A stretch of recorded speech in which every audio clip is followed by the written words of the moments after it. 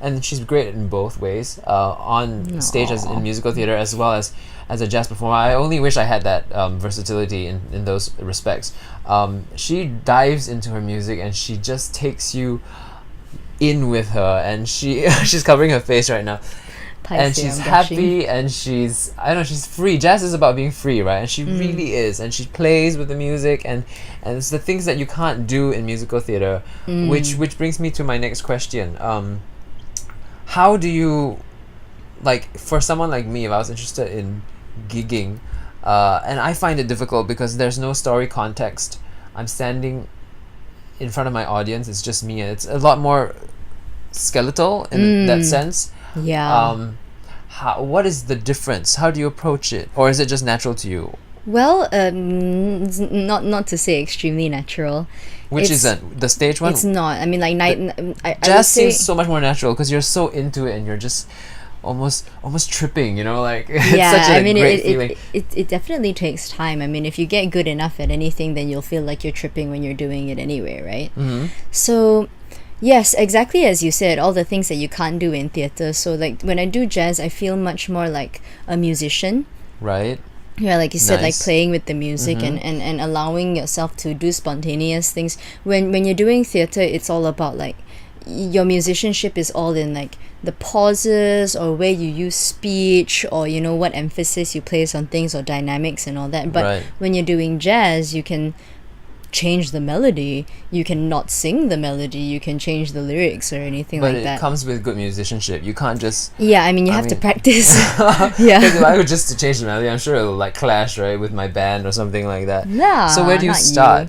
Slowly, yeah. So Okay. you start with like learning the songs, you learn the standards, you learn the conventions of how jazz music works. Like, Okay. you sing the head and then you let the musicians take solos, and then if you want to take a solo, then you do one, and then you come back to the head and then you tag it to finish out. Okay. It's the improvisatory nature of it is very fun.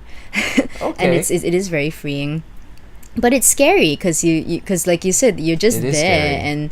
and actually, like, when you're an entertainer, like the part where you talk to the audience and all those things as well, like that's stuff that you have to work on. Yeah, I see. Without a script, I'm lost. Yeah. I would be like, what do I say? And then if I plan it, it would be too scripted for that sort of. I don't know. So do you? Some people do. I don't think I'm great at the banter actually. Okay. Like I sometimes get away with just being like really awkward and cute and just Okay. being like, okay, now I'm going to sing, whatever. And it helps if you can drink a.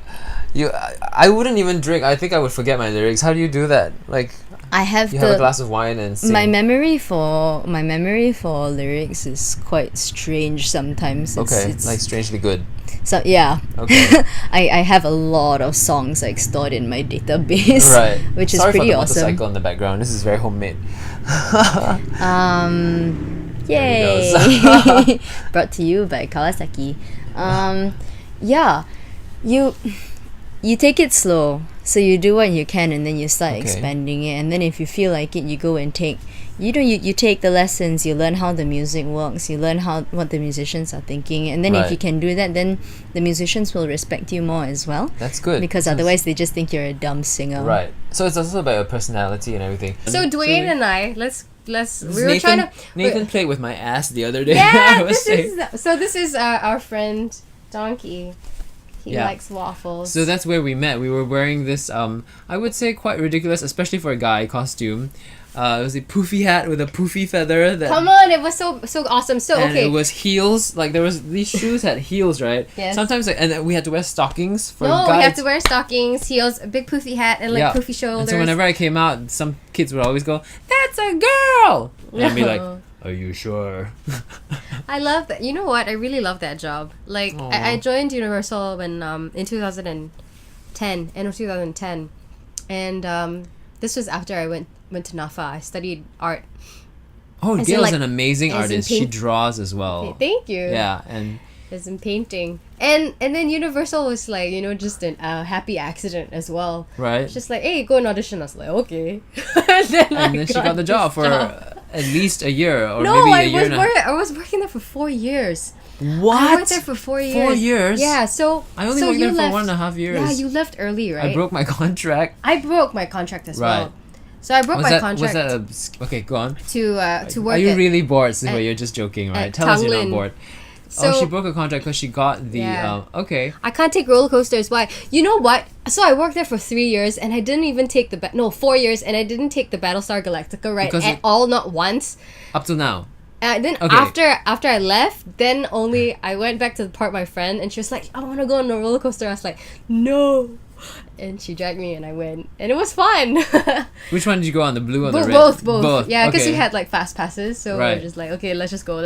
Well, but technically we're not allowed to go on the rides. when I we're always went on the working. rides, you know. You're gonna get fired for that. Well, I'm not working oops, there too anymore. late. So yeah. But that was like, I don't know. I really liked that place. Yeah. It's a happy place. Fun job that was like, you know, you get to see all these kids. So we had to do this show with Donkey. Called Donkey Live. It's and an Donkey- interactive show. I don't want to say that. Donkey would interact Yes. with the audience. So basically, us, the host, I'm Roslyn. No. I'm Raul. Okay, and We all the guys are called Raul. All the girls are called Roslyn. Roslyn. And so, So we We invite the crowd in, the Right. audience come in, And and we then kind of we- explain to them what's gonna happen in the show. Yeah. So Donkey comes out and makes jokes and Hey, you know, Shrek! that's your Donkey voice. It's horrible. It's horrible. All my donkey friends were well. All my friends who do the voice. I'm gonna say it's horrible, I'm but hugging my ass. that's my ass. No, it's my And ass. so there was one time donkeys. I don't know if this happened to you before, but luckily it was during Halloween. Donkey's lower jaw during the show disappeared. That happens Oh, it quite a happens? So there are Really? malfunctions in the Okay, 4 years you would know. in that show. Yeah. And then but you left before like you guys started doing other shows. Yeah, So I was trying to avoid that. we had to do like so many other shows. We had to do- Madagascar, the Mada- Penguin Show, and then Sesame Street, and then I Jurassic saw. Park. Yeah, I saw and you hosting the Jurassic Park with the. We had a yeah. Velociraptor. Yeah. And then you had to do Puss in Boots. Oh wow, you So- did that too. Yeah, so we're like this milkmaid. We come out and our name is Isabella. Oh crap, what's the name? All the girls are called that. My name is Isabella. I forgot the name. It's like a really long name. Okay, it'll come back to me. And all the guys are something else. Or Or you choose your Ralph- own particular no. name. No. Oh no. Oh no. What's the name? You've left it behind. No. I thought I would never forget this, but I did. Suhui is not barred, by the way. She's saying hi to Nadia. Chili Padi. Okay, they're just. You hanging know, out you know with why us. Nadia's bored? Because she needs spice in her life. Obviously, she's Okay. only like so. Yeah, so Nadia just needs spice. So we could sing a song, but Okay. But Hey, let's do a. Okay, let's put this away. Do you have any Disney things? Do I have any Disney things? I have. We can. Oh my, it's almost 9. Yeah, it's almost like we have 10 minutes. But just before we get into that, I just want to ask you. Yeah.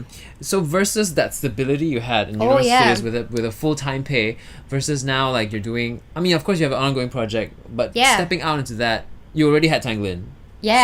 So okay, so That you was haven't safe. had the experience of. No, like, I have. Okay, so Okay. so actually in the first year of my contract, Okay. I broke my contract twice. Okay, so I worked Oh, wow. for like maybe I don't know how long, like 7 or 8 months, and then I got a job offer. I was gonna act in this TV show called The Kitchen Musical. So That's I was like, right. So I was like, you know what? I'm just gonna leave this job and do TV. Right? I thought I was gonna be like shoot to fame and all Uh-huh. that stuff. And then I left. And then we did the project for 3 months. And then after that, it was so difficult to get jobs. Wow. Okay. And then I was like, oh my god, what am I gonna do? What am I gonna do? So Right. I went back to Universal. And they took you back, They took even me though you broke the back. contract. Yeah, they were That's like, awesome. they're like, come back. And then I was like, yeah. So you stayed on for another So year. In a, Yeah, stayed on for like another 2 years, two and a half, wow. 3 years. Okay, this is the other thing. How do you keep? Okay, I lost it doing the same show because I did just the same show over and over again. Yeah. I don't know, but like I guess you didn't. But still, how did you deal with the repetition of it all? Like, Yeah, you just suck it up and don't just- think about and it just too don't think much. about it. But the thing but is, the variety helped, right? yeah, the variety helped. At the time when it was just one show, Right. it drives you mad because you're just doing the same thing over and over again for like a year and a half. Right. It will drive you to the loony bin because it's like the same thing. Yeah, I've had a friend tell me about this person who did Miss Saigon for I think like 8 years, and then one day during a performance, this person just stripped naked and just ran across the stage. Yeah, screaming. because you lose it. You don't understand it until you're actually doing a show that repeats and repeats and repeats. And you have to do it the same way, you know. Yep, and then you hit a low point. You think, I'm so sick of this show. But then you don't realize that you can even hit an even lower point later on. You're just like, wow, this is even worse than I thought. Yeah, but yeah, anyway, not to say that we don't like performing, but it's just an experience. Being an actor, regardless you're famous or not famous, just be truthful to yourself. Yeah, exactly. 'Cause Yeah. then once you connect with yourself, it won't be be very obvious, and you will shine. You'll be shine. Yes. Yeah. Yeah, definitely. So to me, that is a very important thing. Yeah. Yeah, and I also want to add, I guess, in terms of like, you should always not be so caught up with the looks and everything. Just improve on your craft, improve on learning about life, because that way you're a vessel for life as well as an actor. And if you learn so much more about life, then you can show people what life, in some ways a reflection of what life is in different places on stage. So I think that's or on TV. I think it's very useful to do that. Yeah. No, I was just reading what Dot was saying, and Oh. and she watches a lot of Mandarin shows. I can I answer to that? Oh, of course. I grew up loving all the Channel 8 shows, and just watching Xiang Yun and Zheng Huifen and me too. and everyone. And what I would do, I'm like some super TV geek. What I would do is I would take a VHS. Yes, it was a VHS. I would take a VHS and I would tape all the starting pictures. You know what I'm talking about? Those opening credits, Right, which you can they find have on the song. YouTube now. And I would tape everyone, and in each one, I would pick a character that I choose to be in Right. that show. And then when I had enough of those shows all accumulated, I would watch that VHS of all the opening credits Oh starting, my gosh, and wow. I would pretend to be each character that I selected. It's like that your was how mixed videotape. Yes, and that was exactly how I knew I wanted to be an actor, because I was always 花型啦. I was always just trying to do all that type of thing. So Wow. so that's cool. So I hear you. I love those shows. I don't have a TV right now, so I can't actually follow any of them, but I do miss them. I really do. I used to record these shows, and then because there were subtitles, right? So I would play them back and then switch off the volume. I would play these shows back on TV and take my tape recorder and read the subtitles like I was dubbing it over in English. This is before they even dubbed them in English. And I would play the girl running or the guy like screaming at the girl, and then I would play it back with the video in sync and watch my own performance. It's the stupidest thing ever, but I had so much fun. And that's also how I knew I wanted to be an actor. It reminded me of that. Ask you about how, as a YouTuber or a podcaster, you're accessible to your fans and everything, but then you also have your private life. So how do you deal with that if they turn up at your door, or what, do they do that? Do you guys do that? So how do you manage? They turn up at your shows. Like, where? Yeah, no. Like more often than not, I guess we're lucky that our fans are very cool. Yeah, They're it seems really, like your fans they give you gifts and like they remember your birthdays. Yeah, they did the sweetest thing for me when my birthday came around. They put a YouTube video together, including this guy, and just it blew me away. Once you put yourself out there in the mass market, you will meet people that will sure. sometimes make you feel uncomfortable. For sure, yeah. And I have been put in those situations before, and it's kind of like, fight or flight almost. Yeah. Like you either like stick it and like just like okay, I'm gonna go through this and make sure like you don't. Oh my God, Choki, whatever it is. Yeah, but I think love you on half worlds. yeah, but in general, it's the kind of thing where like it's hard to hate it, because what are you without it, Yeah. And it takes so much for somebody to commit their time to their own time to your craft and the things that you do, and all it takes for you is like like a minute or two to stop and take a photo, or like say hi, have a short conversation. So like it's really like why not? Yeah, I mean, we do it for them. Yeah. We do it for them. No matter We do it what for us. is. We do it for them. It's like that's the performer, right? It's like we're just lucky that we have a job that's in a way selfless, in that we're doing something for other people, and yet satisfies us just as much. Yeah. It's the best. That's why I do what I do. So how would you say, if you have a big ego, I mean, I would imagine some great jazz divas have a big ego, right? Does that serve you? Does that help you, or does it get in the way of your work to have a big ego? That's an interesting question. I've been thinking about that, right? And because for me, when I'm acting, of course I have an ego, but I find that when I actually manage to calm it down, that's when I do better work, because I can I'm more humble. Like, I can observe more about the world around me. Right. And within music or so, if you have more of that attitude towards learning, then it's just easier and things can flow. Right. But I've also observed that can't be true, because there's a lot of people with insane egos who are very, very, very Exactly. So I'm just like, how does that work good. I out? think maybe it's an extremes thing. So if you're in the middle, you can't. It's like you either have to be very controlled about it, Right. or you have to be just, completely with your head up your ass. Right. Is the right. way I would phrase it. Okay. When you don't have any space to listen to criticism, then you're very sure of yourself. True. Also, yes. Yeah. Yeah. If you're very sure of So, yourself, but then if you you're can in the just. middle, then you second guess yourself. Then that doesn't work, lah. Because then your ego is neither serving you nor hindering you, really. It's Right. So it will get in the way, but it's not there enough to help you. Right. Something like Okay. Okay. Then I have this very weird question now for you. Like, so if I want to get into singing in jazz in front of people, how do I get these questions out of my head? Okay, so this is what's going on, right? I've tried this before, just gigging, not even jazz, just standing in front of an audience, and I'm like, okay, I'm not in a script. I don't have a story. I'm gonna start repeating myself again. I mean, there's only so much I can do, and I'm like, after a while, I'm like, okay, it's the same crowd. I see that woman picking her nose. I see that man who needs a haircut. I see that kid who needs his mother to find him right now.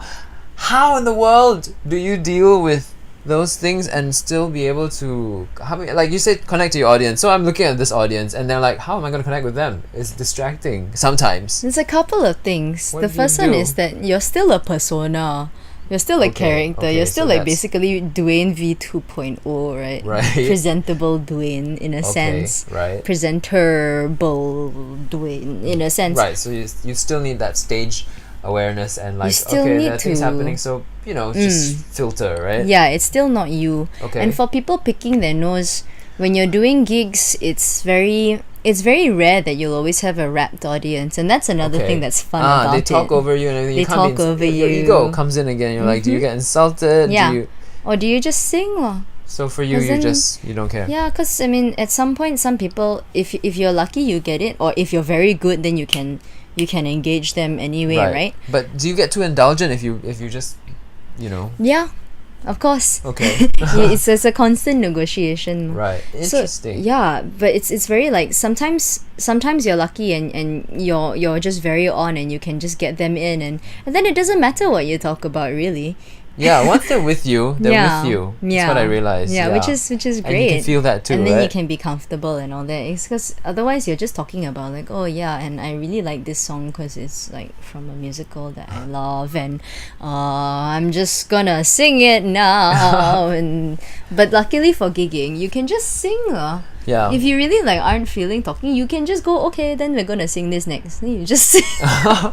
Okay, awesome. So what is that like? I guess we can talk about it now. There's a technical aspect to it, I guess, too. How is that different from your Singapore Idol experience versus your singing on stage? I mean, there are technicalities that you need to be aware of, right? Yeah. Was that a shock for you the first time compared For to TV? Singapore Idol? Well, compared to Singapore Idol is like so long ago. But because it's relatively like it's the same vibe because of the cameras and lights. Mm-hmm.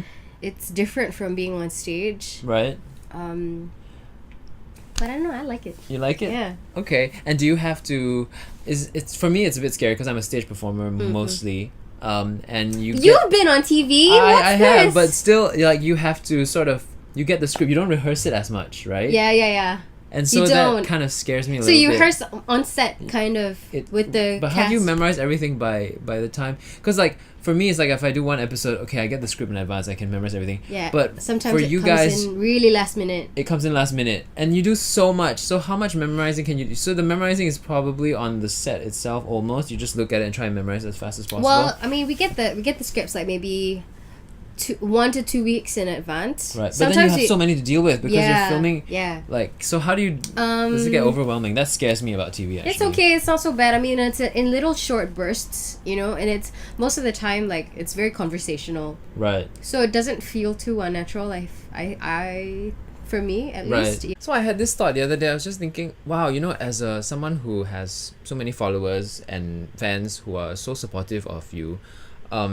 so you get that star treatment, I guess, Star Awards and everything. It looks fancy and everything. You get that treatment on one side, then when you go to work, you are technically not a star anymore because everybody around you is also a star. I mean, then it's also a work environment. So then you have like two different realities, right? So in your mind, it's like, isn't that a bit like, so who am I? Like, so how do you stay, how do you see yourself and how do you stay grounded? I mean, because with that star treatment, I think also sometimes it's easy to, like, especially new actors, they can get very caught up and they're like, you know, they're so like, how many followers do I have? Especially now technology is like, it's about followers, it's about, you know, that kind of thing. So Actually, when I'm listening to a question, I just realized that I never think of that. interesting. Like two different reality. Yeah, because I don't have it, so obviously from the outside I'm like, how, I wonder how that feels, you know. So you don't even think about it. Okay, so it's just two different environments. To me is I'm always the Dennis Chew. I'm always I always tell my parents or people I love, I say we must be very happy, you know. Okay, we cannot be angry because for us it's very it's not easy because once I step out of my house, actually I think I'm starting to work already. Because when people see you, for example, today I quarreled with my sister, and then I'm so not happy. But once I step out of my house, I go into the lift. My neighbor saw me or sees me. I mean, they will say, "Hey, Chongqing, how are you today?" And I cannot tell them I quarrel with my sister, or I cannot give them a. But you're telling everyone now. No, I understand. I mean, sorry. It is very bimbo. sorry. Back to the question. Son, how are you? Later, we go eat and feed my brain a bit. Yeah, and then I cannot. I still have to smile to them. Yeah, 我很好。你们呢？上学啊 OK OK。Yeah, where are you going now? 去做工吗？没有啦，我现在要去 shopping. Right. Yeah, So because they are innocent. They didn't do anything wrong. Why must I show them a face? correct. Yeah. But then, only at this point of time, I always feel very hard for an artist because deep inside you actually just quarrel with your family and you're so unhappy.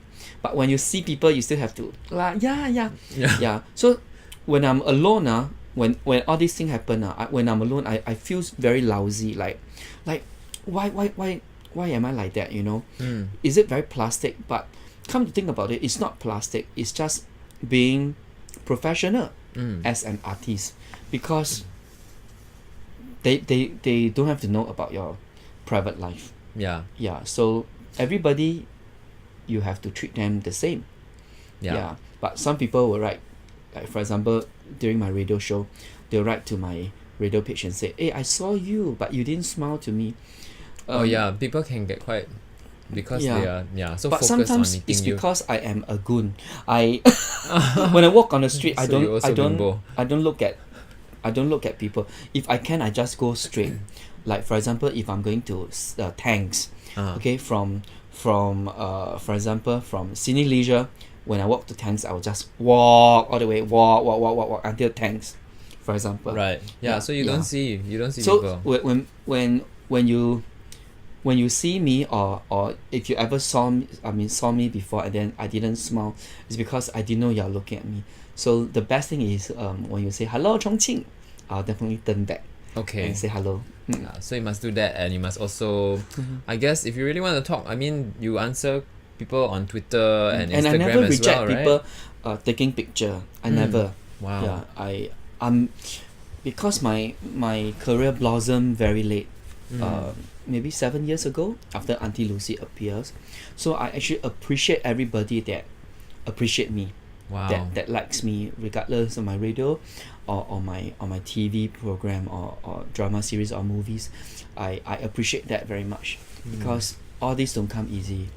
I use so many years to build up all these and finally people accept. So I really treasure it. That's very good.